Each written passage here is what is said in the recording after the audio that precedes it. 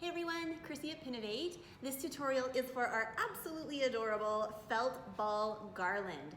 So they come in different sizes, different colors. You can use them for all different seasons throughout the year. So you are gonna have a blast with this. It's very easy to make and they are very, very cute. So grab your kit and we'll get started. Okay, so in your kit, it is very, very easy. You're going to get a whole bunch of adorable little felt balls. They could be all sorts of colors. You're going to get a little needle as well as either skein string or embroidery floss, something that we can string onto. The only other thing you're gonna need is a pair of scissors.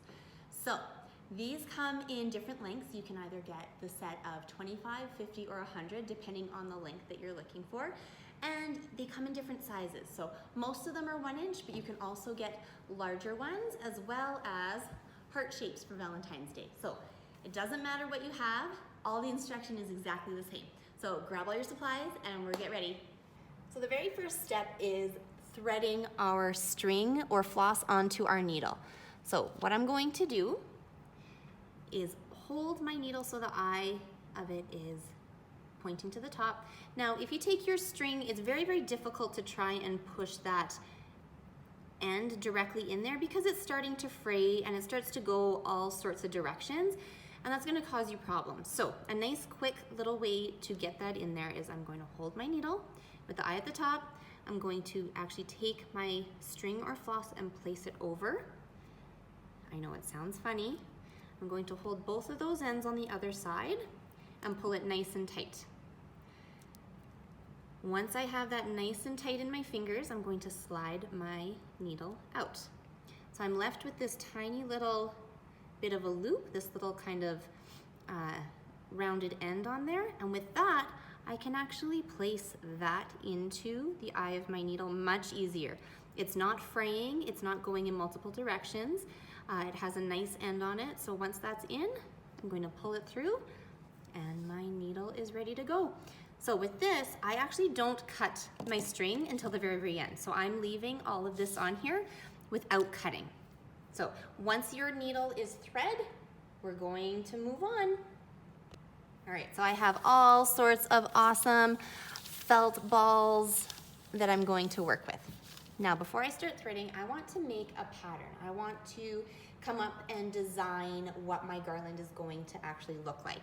So before we start threading, I'm just going to take a minute and plan out my pattern.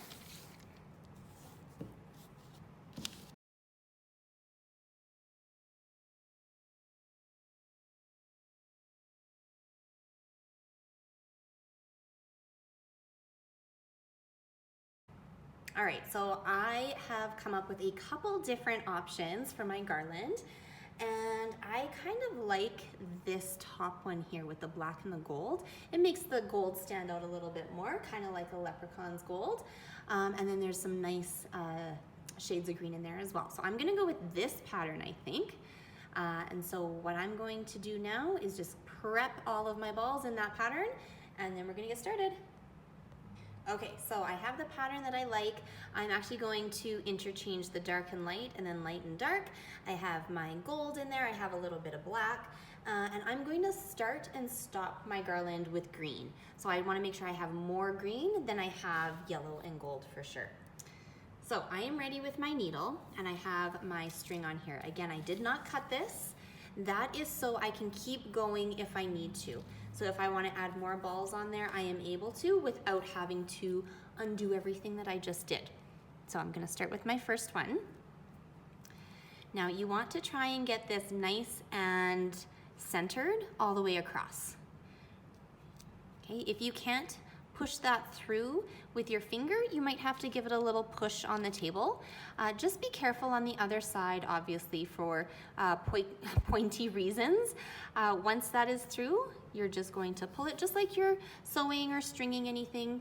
And I'm going to give it a nice long start. But what's nice is if I get lots of felt balls on here and I still need more room, I can keep going. I'm gonna trim this end when I'm finished, okay? All right, so we're just going to keep sewing them on in that pattern.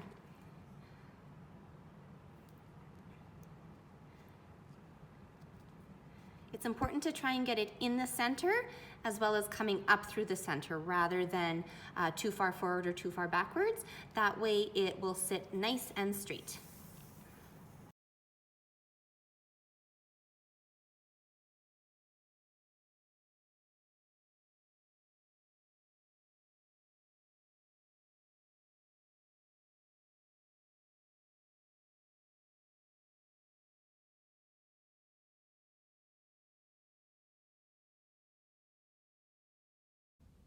Okay, so I am all done my garland. I have it all sewn on to my string. I'm happy with how it looks. Just a couple tips and ideas and tricks for you. Please remember that your needle, if you're pushing it through, please be careful not to stab your finger with it. Hold the ball on the outside of where the needle is coming through, or alternately push it with the table. But please be careful because it can be quite pointy. The other thing, this is kind of an idea when you are designing as well. So this is a preference. I like to have mine all touching.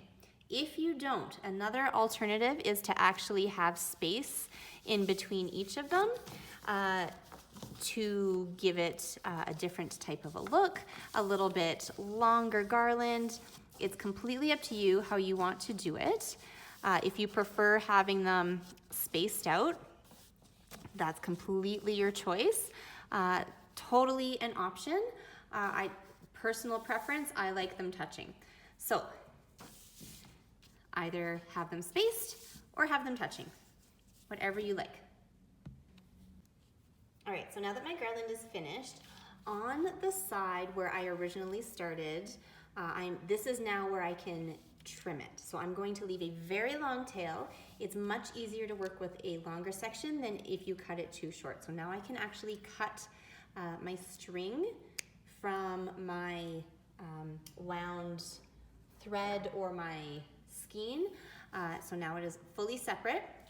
And I need to tie a knot in the bottom here to make sure that it doesn't unravel on itself.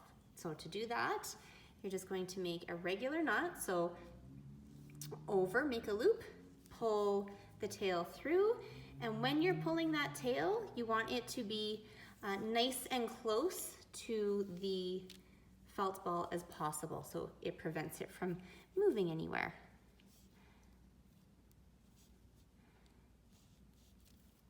So I'm just going to take that knot and push it nice and close to the felt to make sure it doesn't come off. So that one's still slipping, so I'm going to do maybe 2 or 3 more knots to make sure that it doesn't come undone on itself.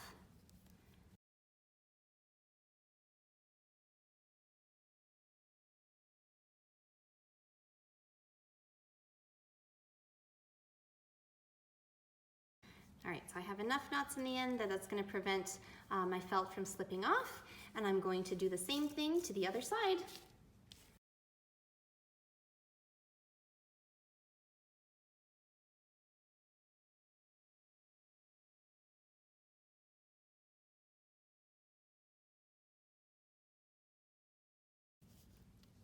There we go. Once we're happy, and I know that this is not going to slip off, now I can go ahead and trim my tails off. I'm going to leave just a little bit there, just in case. I don't want to cut it right on the knot so that it unravels on itself, and I'm going to do that to both sides.